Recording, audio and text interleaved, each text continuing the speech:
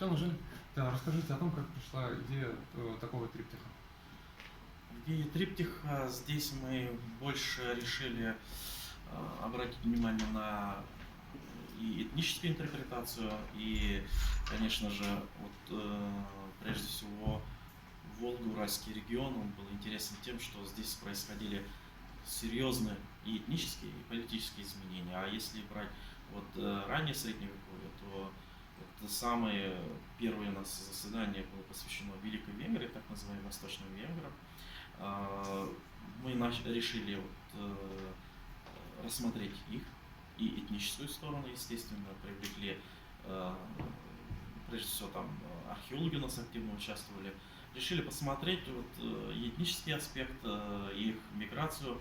Следующее у нас второе заседание мы отдельно посвятили Бурской Булгарии и в целом булгарам, потому что булгары здесь уже создают государство. Это основа и государственности на Волго-Уральском регионе, и этнический компонент, то есть здесь тоже происходили серьезные такие изменения этнополитические. И третье сегодняшнее заседание, оно было посвящено золотоордынским татарам. Естественно, мы большой упор сделали и на интерпретацию этнической ситуации, как она менялась, и, конечно же, отдельно это история термина татар, потому что история термина татар, она требует очень хорошего, прежде всего, и источниковедческого анализа, потому что татары как термин и как народ появляется достаточно раннем уже древнем мире.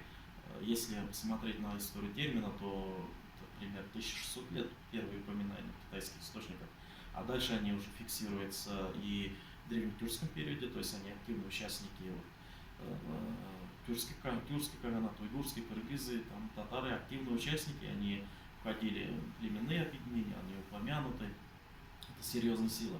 И в дальнейшем до монгольских завоеваний о них говорят, и восточные авторы говорят о том, что было их несколько государств, вот как раз это и рассматривали.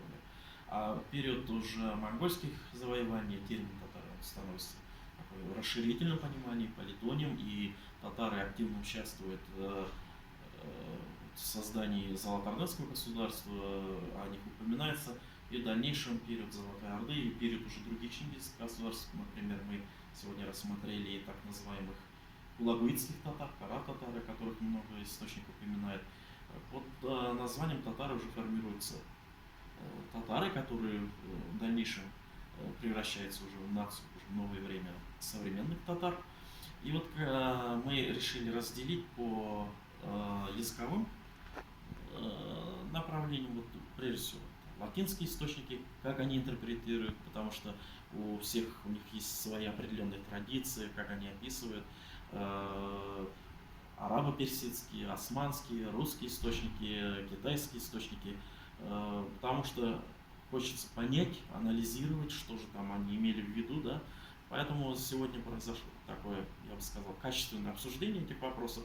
Понятно, вопросы порождают другие вопросы, и на них мы уже договорились, что в дальнейшем эту тему будем продвигать и исследовать.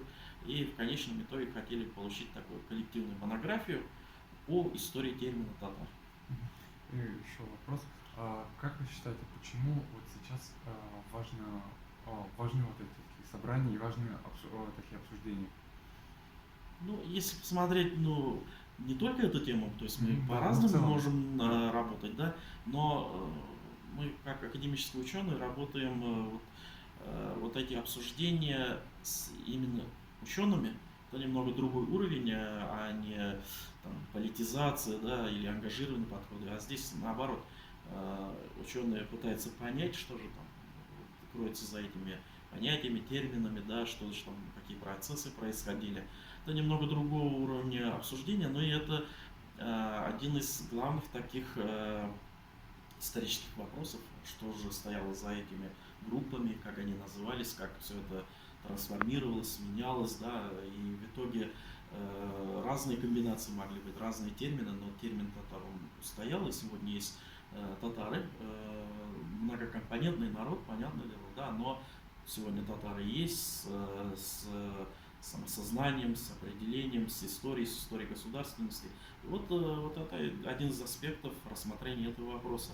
А что касается, вот если для общего, то для широкого круга, то понятно, что сегодня если политизация, ангажированные подходы, это как-то рассматривать с разных сторон.